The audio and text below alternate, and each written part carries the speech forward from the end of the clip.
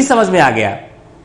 किसी कार्यपालिका शक्ति का या किसी प्रशासनिक अधिकारी के द्वारा जारी किया गया कोई आदेश, कोई नियम, कोई अधिसूचना, कोई निर्देश, यह भी समझ में आ गया। लेकिन यह क्या लिख दिया आपने, हमारे समाज में विद्यमान ऐसी कोई भी परंपरा, रीति रिवाज और रूढ़ियां, यह भी विधि है। हाँ, यह भी विधि है। कैसे?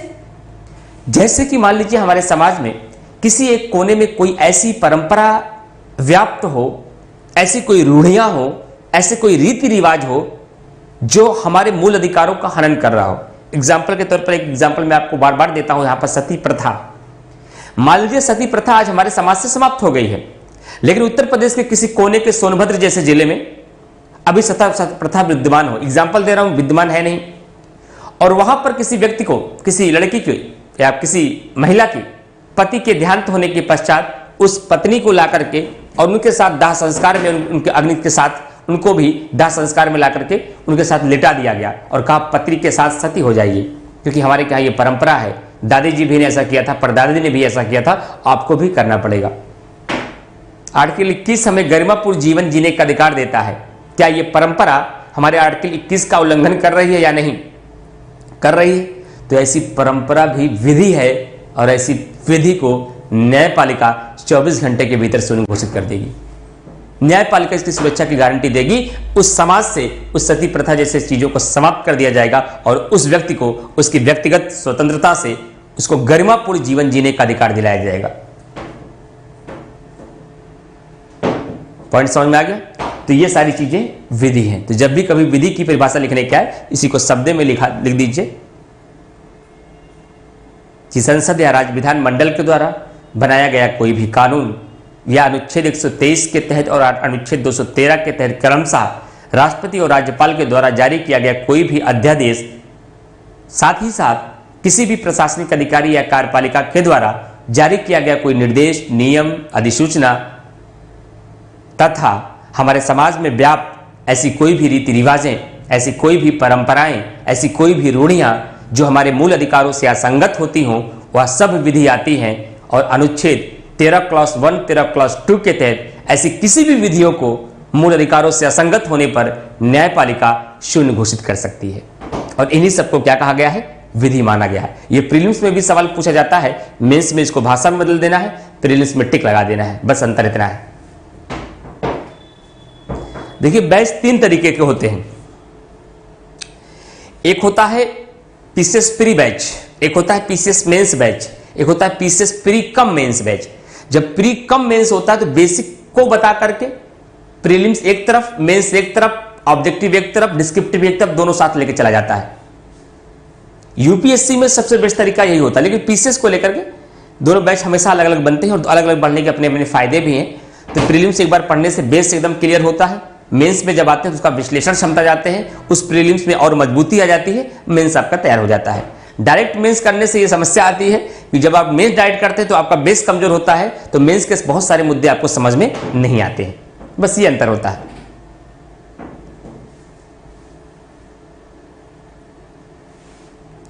उसके लिए बिल्कुल परेशान मत होइएगा। विश्वास दीक्षित जी, उन्होंने कहा सर करंट अफेयर के जो ऐसे मुद्दे होते हैं जो हमारे पॉलिटी से, करंट अफेयर से आएंगे, तो करंट अफेयर का एग्जाम, अभी मेंस का एग्जाम आपका होगा नहीं। 2022 का एग्जाम कब है? मेंस में। ये मैं प्रॉमिस कर रहा हूं ऑन रिकॉर्ड, इसे रिकॉर्ड आप लोग रखे रहिएगा। पॉलिटी को लेकर के जितने भी आपके करंट अफेयर के मुद्दे होंगे, जब करंट अफेयर का सवाल आपका पीसीएस मेंस 2022 का एग्जाम अक्टूबर से नवंबर के बीच होगा, और मैं यूट्यूब पर आपका हमेशा करंट अफेयर में पब्लिकली रहता हूं, ये मेरा प्रॉमिस है, अपने विषय को लेकर के मैं बात कर रहा हूं। पॉलिटी में लेकर के मेंस में जो भी करंट अफेयर का मुद्दा आएगा, मैं यूट्यूब पर तो डिस्कस करूंगा, साथ ही साथ उसके मैं आपको मटेरियल, आपके जब तक आपके पास ये बैच रहेगा वहां आपको मिलता रहेगा। ये मेरा वादा है अपने विषय को लेकर के। तो पॉलिटी के करंट अफेयर के मुद्दे कैसे डिस्कस होंगे, वो आपको करंट अफेयर का जो मुद्दा आएगा उसको मैं डिस्कस करता रहूंगा, ठीक है। विश्वजीत दीक्षित जी,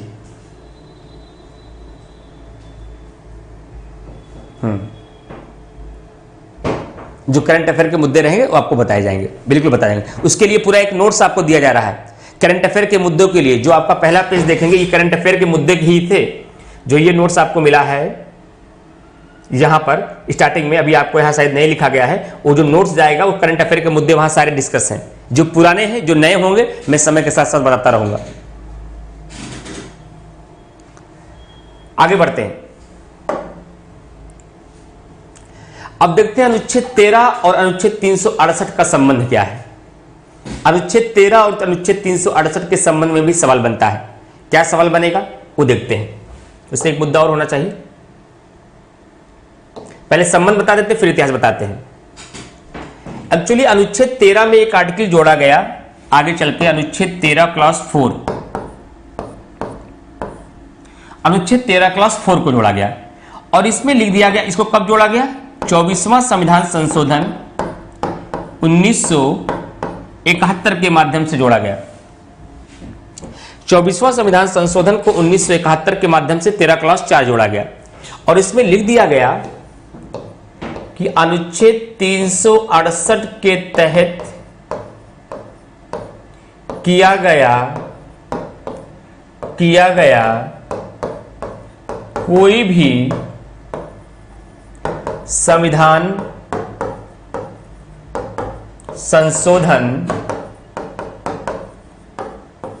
कोई भी संविधान संशोधन अनुच्छेद 13 क्लास 3 के तहत, अनुच्छेद 13 क्लास 3 के तहत बताई गई विधि की परिभाषा के अंतर्गत शामिल नहीं है। विधि की परिभाषा में शामिल नहीं है, अतः अनुच्छेद 368 के तहत जो संशोधन किया जाएगा उस संशोधन का न्यायिक पुनर्विलोकन नहीं हो सकता, उसका न्यायिक पुनर्विलोकन नहीं किया जाएगा। इसलिए अनुच्छेद 368 और 13 का संबंध आया, लेकिन इस पे लेकर के एक लंबा विवाद हुआ।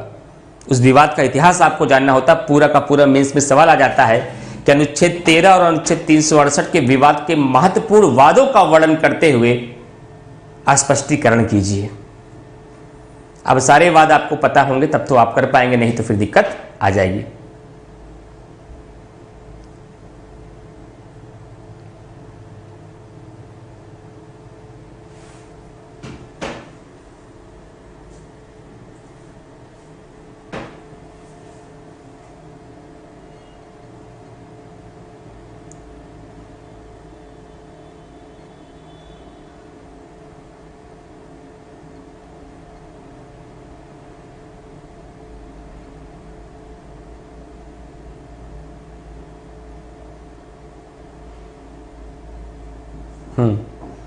देखिए, अमृत सिंह ने एक सवाल किया है कि सर एमपी के किसी डिस्ट्रिक्ट में बदला प्रथा है, क्या वह जिस भी गर्ल्स का अदला बदला की जाती है उसे सुरक्षा मिलेगी?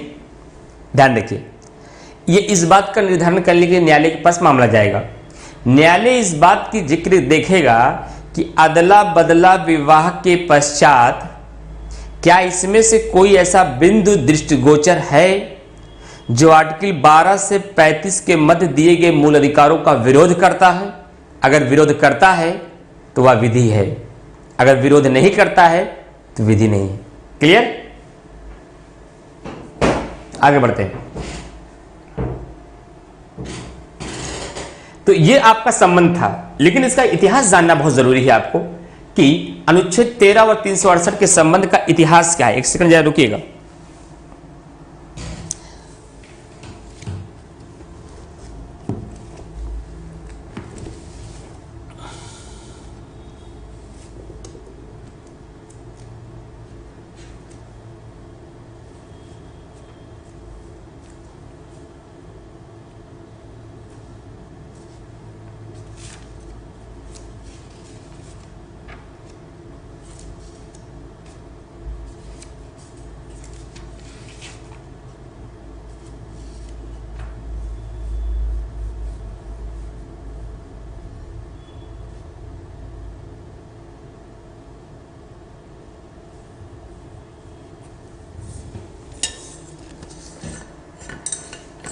बस एक सेकंड।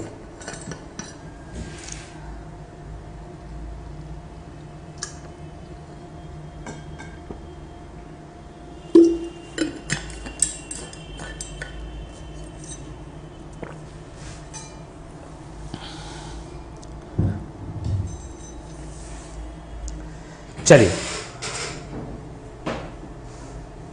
हारून अली, क्या कहना चाह रहे हैं भाई आप? सर, अच्छा,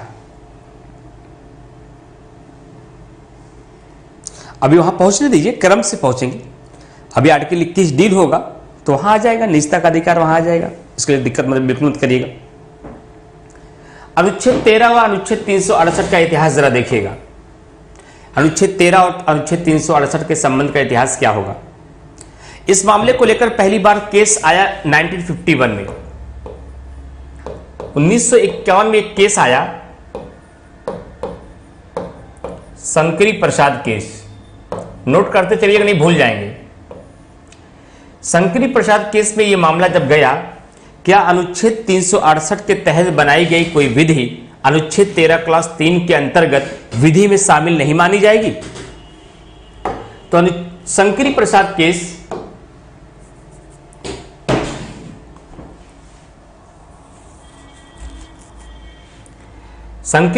केस में न्यायालय ने कहा अनुच्छेद 368 के तहत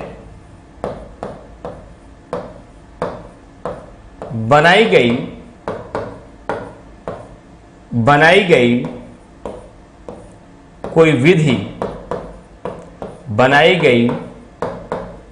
कोई विधि अनुच्छेद 13 क्लास 3 का अपवाद है। अपवाद मतलब क्या हो गया? इसमें शामिल नहीं है। एक क्रम से मैं बता रहा हूं, क्रम से देख लीजिएगा, मेंस में ऐसे ही आपको लिख देना है। और ये क्वेश्चन आता है, सब लोग छोड़ के चले जाते हैं क्योंकि यहां का पॉइंट क्लियर नहीं रहता है। मैं एकदम क्रम से पूरे विवाद को समझा दे रहा हूं आपको। 1951 में जब पहली बार ये मुद्दा आया तो इस मुद्दे के तहत कहा गया कि अनुच्छेद 368 के तहत बनाई गई कोई विधि या किया गया कोई संविधान संशोधन अनुच्छेद 13 क्लास 3 का अपवाद है। वह अनुच्छेद 13 क्लास 3 के अंतर्गत वह विधि नहीं मानी जाएगी। और आगे चल करके इसकी पुष्टि मिलती है। 1965 में एक मामला आता है, 1965 में एक मामला आता है, सज्जन सिंह बनाम पंजाब राज्य का मामला। सज्जन सिंह बनाम पंजाब राज्य का मामला।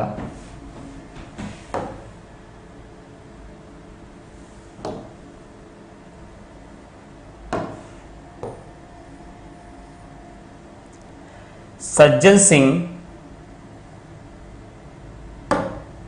बनाम पंजाब राज्य का मामला। और जो सज्जन सिंह बनाम पंजाब राज्य का मामला आता है, न्यायालय ने फिर से इस शंकरी प्रसाद केस में दी गई मामले को वैधता प्रदान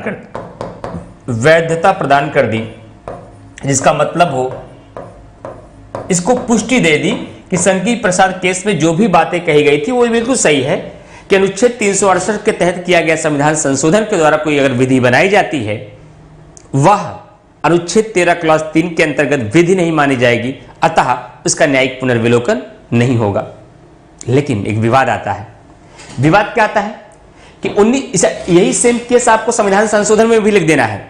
जब कभी भी क्वेश्चन आपका आ जाए क्या संविधान में मूल अधिकारों में संविधान संशोधन किया जा सकता है, यानी इस मुद्दे को मैं समझा दूंगा, लेकिन 90% यही सेम केस वहां भी डील करना है आपको। 90% बातें हैं। कल के क्लास में मैं आपको बताऊंगा क्या मूल अधिकारों में संविधान संशोधन किया जा सकता है या नहीं किया जा रहा है, इसके लेकर के विवाद क्या था, अलग अलग केसेस क्या थे, कल मैं बता दूंगा। लेकिन इसको अगर ध्यान से समझ लेंगे ना, 80% सेम बातें रहेंगी कल आपको यहां पर। तो मैंने बताया कि 1951 में शंकरी प्रसाद केस के अनुच्छेद 368 के तहत बनाई गई कोई विधि अनुच्छेद 13 क्लास 3 का अपवाद बताया गया। और 1965 के सज्जन सिंह केस में पंजाब राज्य के मामले में इसको वैधता प्रदान की गई, इसको स्वीकृति मिल गई। लेकिन केवल 2 साल बाद ही पूरा का पूरा मामला ही बदल गया। 1967 में हमारी सबसे बड़ी द्वितीय संवैधानिक पीठ जिसमें बैठती है, जिसका कहा जाता है गोलकनाथ बनाम पंजाब राज्य का मामला। गोलकनाथ बनाम पंजाब राज्य का मामला। और इस गोलकनाथ बनाम पंजाब राज्य के मामले में 1967 में न्यायालय ने अपना मत बदल दिया, अपने ही दिए गए निर्णय को पलट दिया। और अपने ही दिए गए निर्णय को पलटते हुए न्यायालय ने कहा कि अनुच्छेद 368 के तहत, यह अनुच्छेद 368 के तहत बनाई गई विधि भी अनुच्छेद 13 क्लॉज 3 का, 13 क्लॉज 3 क्या है, वही विधि की परिभाषा, अनुच्छेद 13 क्लॉज 3 का अपवाद नहीं है, अतः इसे भी विधि मानी जाएगी 1967 में। अब संसद को लगने लगा कि न्यायालय कुछ ज्यादती कर रही है हमारे साथ, मतलब हम लोग कोई काम करें तो न्यायालय तुरंत उसको झांकने आ जाएगी, सही है गलत लगा तो तुरंत उसको कट कर देगी। सारी पावर न्यायपालिका के पास ही है, हमारे पास कोई शक्ति ही नहीं है। एक शक्ति मिली थी कि संविधान संशोधन के माध्यम से कम कुछ कर देंगे तो उसको विधि नहीं माना जाएगा। गोलकनाथ केस में न्यायालय उसको भी विधि मान लिया। इंदिरा जी ने कहा रुको हम आ रहे हैं। 71 में इंदिरा जी आई और इंदिरा जी ने एक संशोधन कराया जिसका नाम क्या है, जो अभी आप पढ़े हैं इसके पहले वाले पॉइंट में, 24वां संविधान संशोधन 1971। एक संशोधन कराया उन्होंने जिसका नाम है 24वां संविधान संशोधन 1971। और 24वां संविधान संशोधन 1971 के माध्यम से उन्होंने एक नया आर्टिकल लिखा दिया, आर्टिकल 13 क्लॉज 4। और आर्टिकल 13 क्लॉज 4 जब उन्होंने लिखाया तो उसमें क्या लिख दिया गया, आर्टिकल 13 क्लॉज 4 में यह लिखा गया कि संविधान संशोधन के द्वारा बनाई गई विधि, संविधान संशोधन द्वारा बनाई गई विधि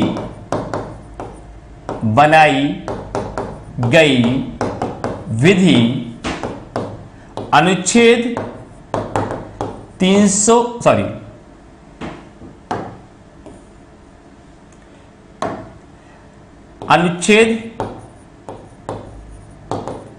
13 क्लॉज 3 के तहत विधि नहीं मानी जाएगी, के तहत विधि नहीं मानी जाएगी। इस पॉइंट को पहले नोट कर लीजिए आप, क्योंकि कोई अभी हम मिटा देंगे तो आपका छूट जाएगा तो फिर पूरा कॉन्सेप्ट भूल जाएंगे। अभी इस हिस्से को मैं मिटा के यहां पे कुछ लिखूंगा, तब मामला गलती किया मैंने, थोड़ा सा इसको और शिफ्ट किया होता, एक ही जगह सब आ गया होता। मैं साइड हो जा रहा हूं, इसको पहले तुरंत नोट करिए 1 मिनट के अंदर, 1 मिनट का टाइम मैं दूंगा आपको, बस 1 मिनट के अंदर इसे नोट करिए, फिर आगे के मुद्दे को मैं आपको समझाता हूं कि आगे का मुद्दा इसमें क्या है।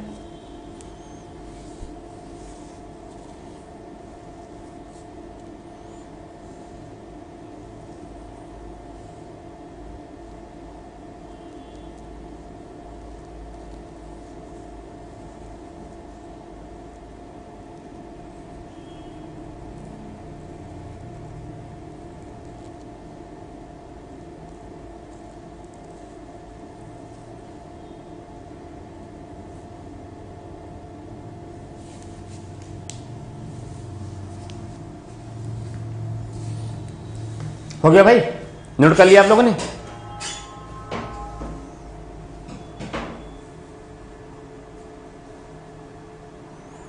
देख लीजिएगा, एक बार चेक कर लीजिएगा प्रवीण जी।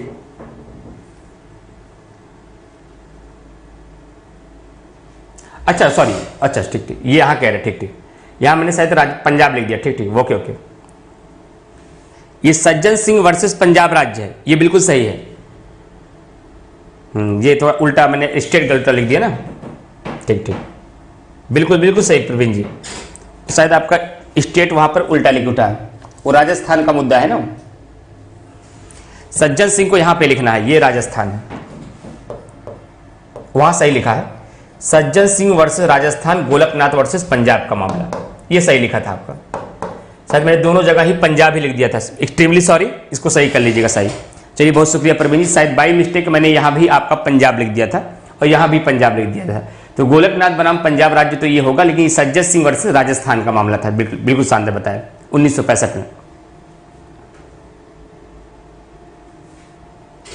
चलिए बहुत शुक्रिया आरके जी आपका। अब उसके बाद देखिए, अभी पूरे मुद्दे को समझा दूंगा, डरिएगा मत, जैसे इसका कंक्लूजन निकलेगा तो एक बार पूरे दिमाग में आपको फ्रेम करा देंगे इसको, कभी भूलेगा नहीं इसके बाद। ये तो देखा कि एक तरफ यहां पे संसद की शक्ति भारी थी, यहां पर न्यायालय की शक्ति फिर भारी हो गई, यहां पर न्यायालय इंदिरा जी आकर फिर संसद की शक्ति को बढ़ा दिया।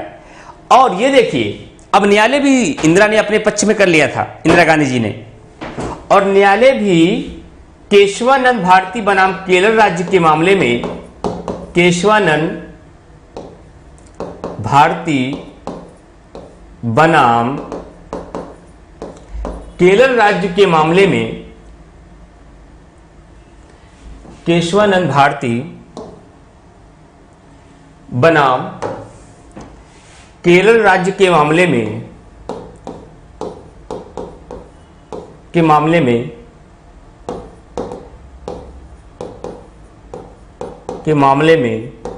न्यायालय ने अपनी फिर से पुष्टि दे दी। न्यायालय ने पुष्टि दे दी मतलब उन्होंने 24वां संविधान संशोधन को वैध ठहरा दिया। जैसे शंकरी प्रसाद केस को सज्जन सिंह वर्सेस राजस्थान के मामले में वैध ठहरा दिया गया था, उसी तरीके से इस 24वें संविधान संशोधन को भी केशवानंद भारती केस में इसको वैध ठहरा दिया गया। लेकिन इसी केशवानंद भारती केस में ही आधारभूत ढांचे का सिद्धांत आता है, principle of basic structure of constitution, इसी में आता है। लेकिन इस 24वें संविधान संशोधन को उन्होंने वैध ठहरा दिया था। इंदिरा जी का हौसला बढ़ गया कि देखिए न्यायालय भी हमारे पक्ष में आ गया, अब तो हमारी बल्ले बल्ले हो गई। लेकिन जब किसी भी व्यक्ति को बैठने का मौका मिलेगा वो तुरंत लेटना चाहेगा, और इंदिरा जी भी जब ये मौका मिल गया तो और मौका चाहती थी वो। और उन्होंने क्या किया, उनसे रहा नहीं गया, उनको लगा अपनी पावर को और बढ़ाते हैं। और अब क्या कह रहे हैं, आधारभूत ढांचे के सिद्धांत में ये मामला आ चुका था कि आप संविधान संशोधन करिए, हम लेकिन संविधान संशोधन करते समय इस बात का ध्यान रखिए कि आप जो हमारे संविधान का बेसिक स्ट्रक्चर है, जो उसका मूल ढांचा है, उसमें कोई हस्तक्षेप मत करिएगा। अगर उसमें आप हस्तक्षेप करेंगे तो हम किसी भी संविधान संशोधन को शून्य घोषित कर देंगे। बाकी अनुच्छेद 368 के तहत बनाई गई विधि अगर मूल ढांचा को नहीं छेड़ेगी, बेसिक स्ट्रक्चर को कोई परेशानी नहीं होगी, तो उसे आर्टिकल 13 क्लॉज 3 के तहत विधि नहीं माना जाएगा। हम उसका न्यायिक पुनर्विलोकन नहीं करेंगे, हम समाप्त नहीं करेंगे। बनाओ ऐसी जैसी सब जितनी विधियां बनानी है बनाओ। इंदिरा जी से रहा नहीं गया, इंदिरा जी ने एक और संशोधन करा दिया।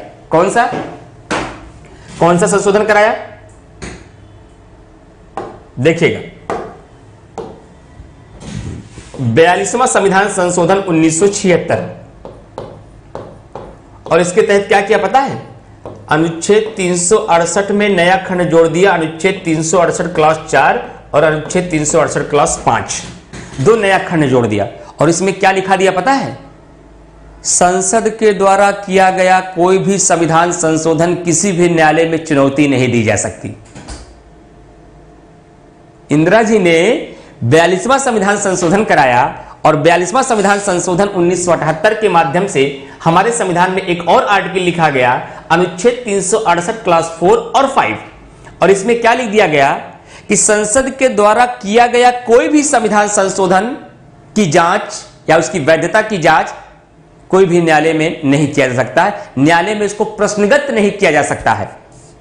न्यायालय ने कही तो अजब सी बात हो गई भाई, इधर मैं आधारभूत ढांचे का सिद्धांत बना रहा हूं, इनके अनुच्छेद 368 की प्रक्रिया को मैंने वैधता भी स्वीकार कर दी, ठीक है, अब इनका इतना मन बढ़ गया कि पूरे के पूरे संशोधन को हमारे दायरे से बाहर कर दे रही है।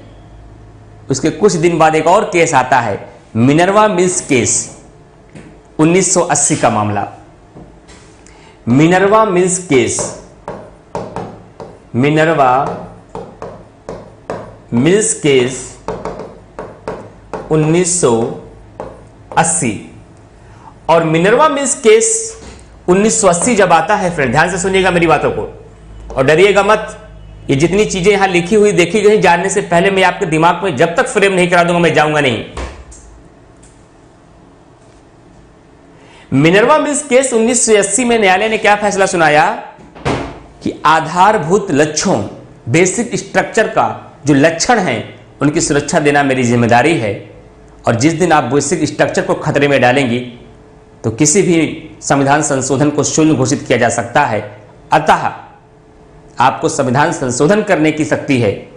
आपके द्वारा संविधान संशोधन किया गया कोई भी विधि हम अनुच्छेद 13 क्लॉज 3 में भी शामिल नहीं मानेंगे, लेकिन अगर कोई भी संशोधन आपने ऐसा करने का प्रयास किया जो हमारे मूल ढांचे को हल्का भी छेड़ेगा तो हमसे बच के जा नहीं पाएगा। हम इस आधार पर किसी भी संशोधन की जांच कर सकते हैं कहीं ये हमारे मूल ढांचे को तो नहीं खत्म कर रहा है, हमारे संविधान के मूल संरचना को ही तो नहीं ध्वस्त कर दे रहा है। इस बात के लिए हम आपके द्वारा किया गया किसी भी संविधान संशोधन की जांच करेंगे, इससे सुरक्षा तो नहीं मिल पाएगी इंदिरा जी आपको।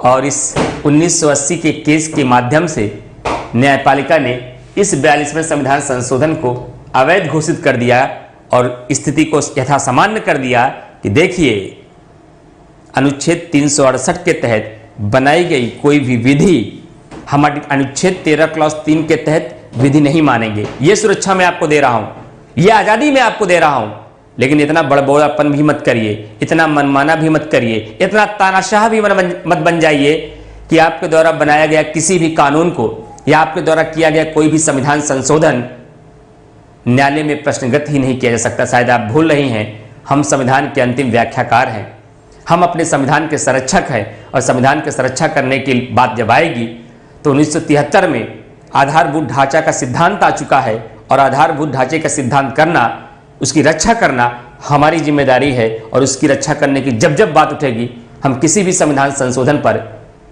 जांच भी करेंगे और अगर हमारे बेसिक स्ट्रक्चर का जरा सा भी आंच आ गई तो उसे हम शून्य और असंवैधानिक घोषित भी कर देंगे।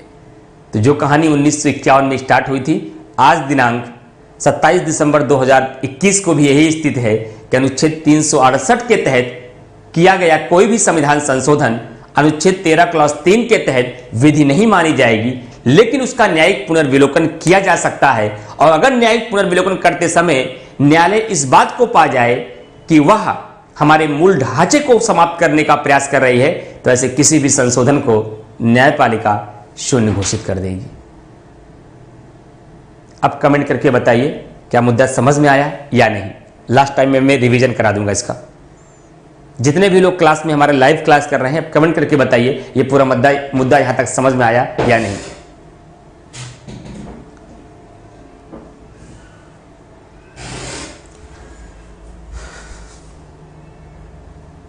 प्रशांत तिवारी, नोट्स जल्दी ही मिल जाएगा आप लोगों को, नोट्स जल्दी ही मिल जाएगा।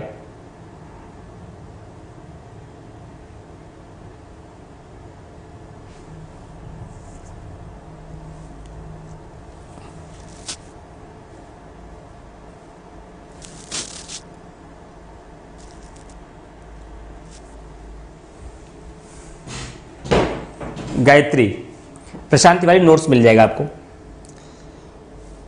उमेश कुमार शर्मा,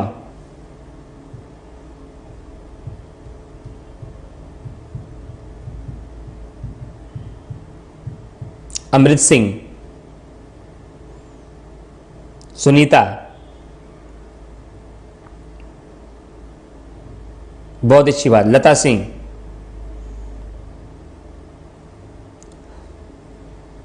आ गया समझ में, एक बार और रिवीजन करा दीजिए और क्लियर हो जाएगा। रंजना जी, नीरज कुमार आया। रंजना जी, ये प्रीलिम्स में नहीं बताया गया था, आपके प्रीलिम्स में क्लास में इस पॉइंट को मैंने छोड़ दिया था क्योंकि प्रीलिम्स का हिस्सा नहीं था ना, केवल आपको 13 क्लास 4 बढ़ा के मैं आगे बढ़ गया था। ये मेंस का मुद्दा था, इसलिए मैंने आज यहां बताया आपको। तो कुल मिलाकर के अनुच्छेद 13 क्लास 4 की और अनुच्छेद 368 की लड़ाई 1951 आजादी के बाद ही शुरू हो गई थी। और 1951 में शंकरी प्रसाद केस में पहली बार कहा गया कि अगर अनुच्छेद 368 के तहत कोई संविधान संशोधन किया जाएगा, उसके तहत अगर कोई विधि बनाई जाएगी, वह विधि अनुच्छेद 13 क्लॉज 3 का अपवाद होगा, उसे 13 क्लॉज 3 के बाहर रखा जाएगा। इसका मतलब है न्यायालय उसका न्यायिक पुनर्विलोकन नहीं कर पाएगा। कुछ दिन बाद सज्जन सिंह बनाम राजस्थान का जब मामला आता है, तो सज्जन सिंह बनाम राजस्थान के मामले 1965 में 15 साल बाद, लगभग 14 से 15 साल बाद न्यायालय ने फिर से कहा बिल्कुल सही, शंकरी प्रसाद केस में जो कहा गया वो मामला एकदम सही है, वैसे ही रहना चाहिए।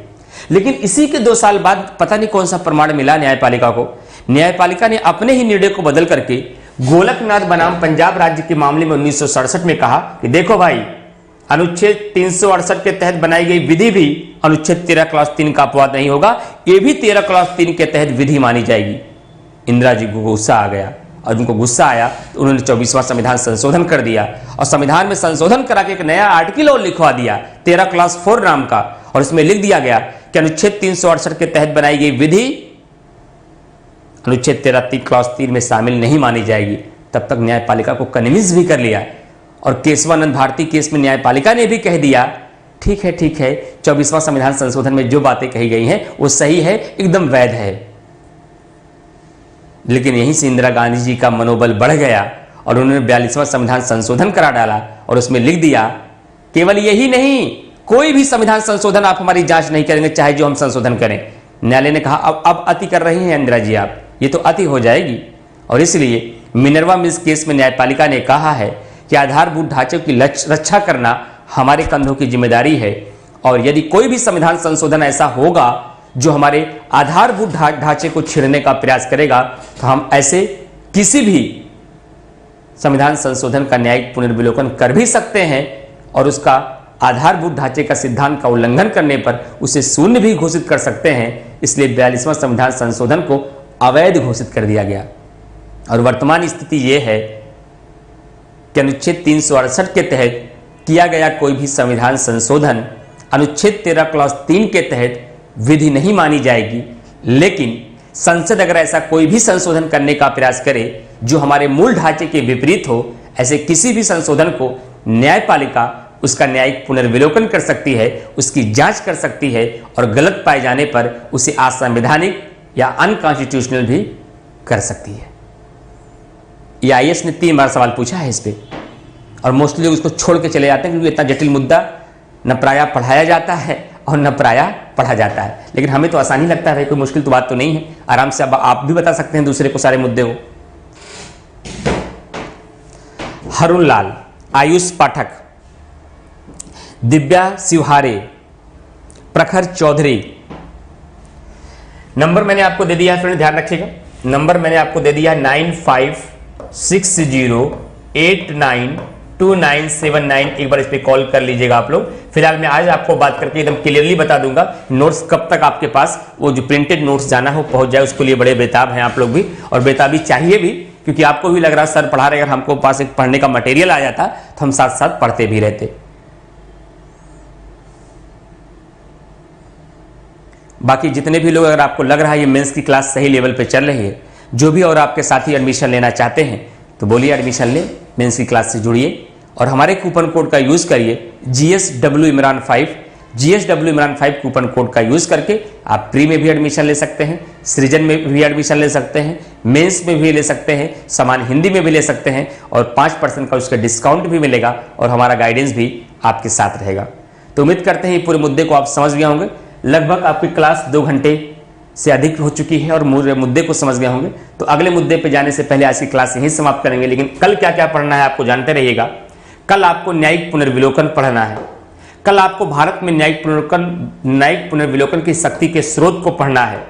आपको क्या न्यायिक पुनर्विलोकन की शक्ति असीमित है इसे भी पढ़ना है और भारत और अमेरिका में न्यायिक पुनर्विलोकन की तुलना किस प्रकार से होगी ये भी पढ़ना है।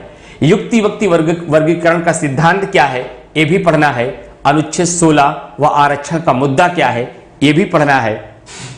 आर्टिकल 21 यूथेनेशिया निजता का अधिकार क्या है ये भी पढ़ना है। फिर उसके बाद आपको 2-3 मुद्दे 4 मुद्दे और होंगे। कोशिश करेंगे कल आपका फंडामेंटल राइट्स का मेंस का पोर्शन कंप्लीट हो जाए। परसों इसके क्वेश्चन आंसर पर डिस्कशन करके हम लोग डीपीएसपी में निदेशक तत्व में एंट्री कर जाएंगे।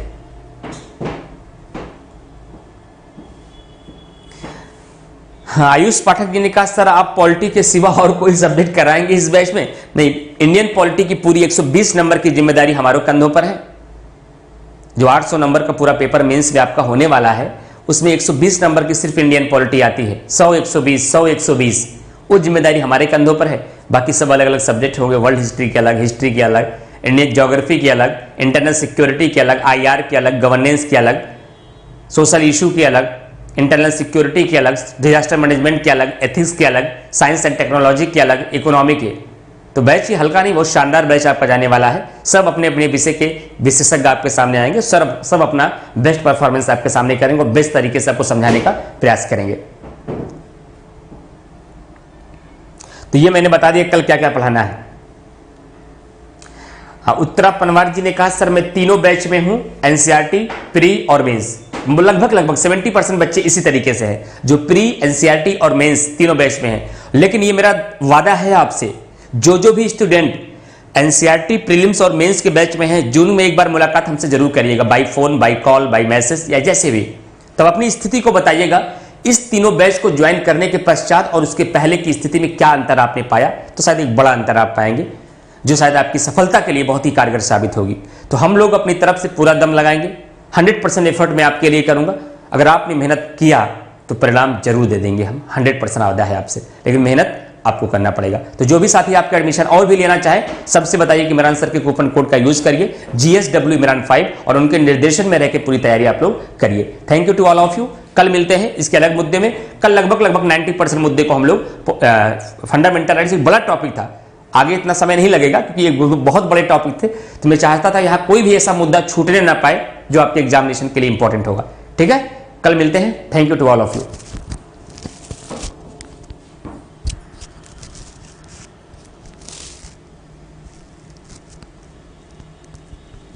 चलिए।